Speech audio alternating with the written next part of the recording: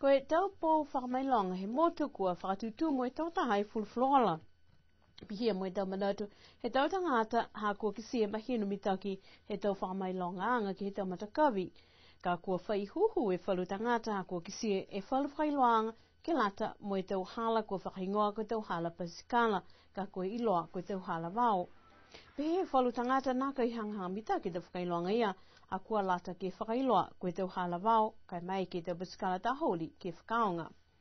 Pehea takitaki le weki ke whakaholang asiha ke whalunga hoa he motu ko William Pete. Koe tau whakailoanga ia, koe tau puhala tū, mauanga ia e tau matawhakatufonu ke muitua e tau tangata o sikiai. Pese e whakaholam toka, pasikala po ke pasikala ta holi.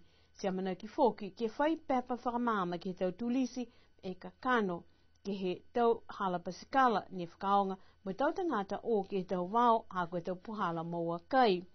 Koe tau whakaholanga whakamea fōki he motu, kua pihia Mr. Pete, tu mauanga ia mo osi tuai e tau whakameanga e tau maanga, ka mina ki ke liu ono ki ai, ke kisikisi ke tau kaina, mo whaikoloa fōki na kai ke whakamea.